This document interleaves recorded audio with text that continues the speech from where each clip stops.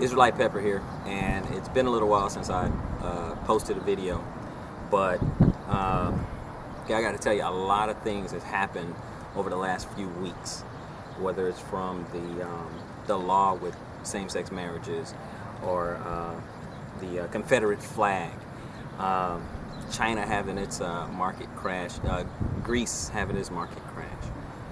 All I can tell you, is something is happening. Things are happening, almost at an alarming rate. Now, I'm not a fearmonger. I'm just a person who says, you know what, you read the writing on the wall, you see something is happening, you do something about it. The world, is becoming more and more upside down. Right is left, left is right, up is down. It is completely backwards. And you have people getting mad at those who are beginning to wake up to who they are as a people.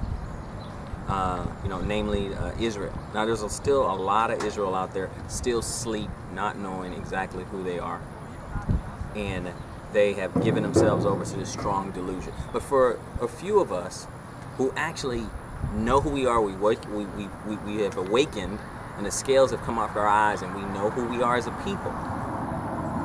Then you begin to tell other people, hey, I'm an Israelite. I'm an Israelite. And then you get a lot of pushback. Because I know in their reality is, what about the guys, what about the people who are over there? Aren't they the Israelites? Well, actually, they're Israelis. Well, what about the other ones, with the yarmulke and they have the Talmud and all that? Well, see, no, they're Jewish, okay?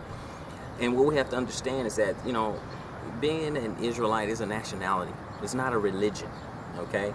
And it's not someone just putting themselves and say, hey, I'm one of the chosen people. It's not a matter of that. It's a matter of just getting your identity back. So if you came to me and you said, hey, I'm of German descent, my grandmother's German, my grandfather, and as far back as I can remember, I'm German, I'm not going to argue with you about it. But if I say to you, I'm Israelite, there's a lot of pushback, and there's, hey, how could you do this? It should be no argument either way. I don't care what you look like. I'll just take your word for it. Whatever you think you are, I'll just take your word for it. But yet, there's a lot of pushback. So I'm just cautioning brothers and sisters, a few people that are out there that are just now beginning to wake up. You're going to get a lot of pushback because you just found out who you are as a people. You've been doing the research, you've been looking at videos, been looking at the books, looking at the history, following the curses in Deuteronomy, and you've done your homework. But just because you've done your homework, it doesn't mean that other people have done their homework. So that's all I have to say about that. But what's going on in the world today?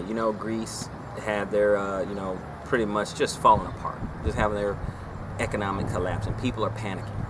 And people had massive bank runs, and then they were limited to 21 euros, 22 euros a day. Okay, and we can't do anything about that. And a lot of us are foolish enough to think that something like that couldn't happen in America. And it can, in fact, happen here. So it's better to be prepared and nothing ever happens than to not prepare and something does happen. Now, I caution you that something will happen. No one can predict when or what day. But all you can do with the time you have is get prepared. Get prepared. Get a lot of cash. Get most of your cash out. Get some living expenses. Buy precious metals. Get food preps. Do what you have to do with the time you have.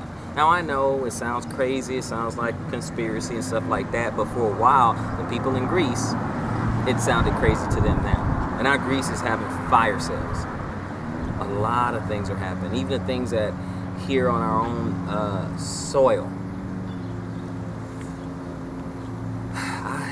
I just pray more eyes open up. I pray that people, you get right with the Maker.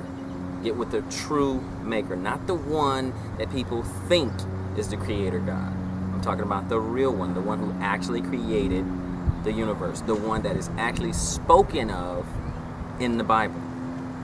Not the strong delusion with the traditions and man-made doctrines wrapped around it. I'm talking about when you actually open up the book and read it for what it is. That God, that one, the one that's in the beginning, the one that's in the New Testament and the Old Testament. That one, the Messiah, that one. Not the one that allows you to eat pork, not him. Not the one that is the Lord of the first day of the week, not him. Not that one. I'm talking about one in the Bible. I'm not talking about when we talk around the Bible or we talk about the Bible or any man-made tradition that we have where we just sprinkle a little bit of Jesus on it or sprinkle a little bit of the Christ on there and we make it up as we go along. I'm talking about the one in the Bible where you have to have works and faith. Oh no, Robert, you're talking about work salvation. No. Go back and read your Bible. Those are two requirements that you have to please the Most High God of Abraham, Isaac, and Jacob. Two requirements. Commandments and faith. Look at Revelation. So those who are awake, they know what I'm talking about. New people, you know, you're kind of into the whole tradition, you know. Christian, you know, it's kind of like, you know.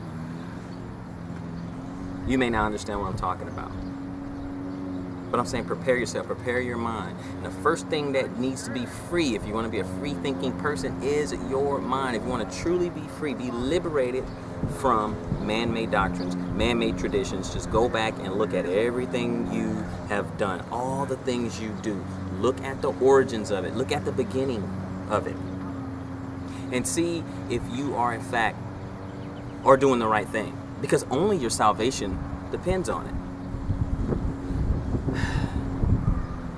I know I'm just a voice and, you know, just speaking to the wind. But until next time, this is Israelite Prepper. Peace. Shalom.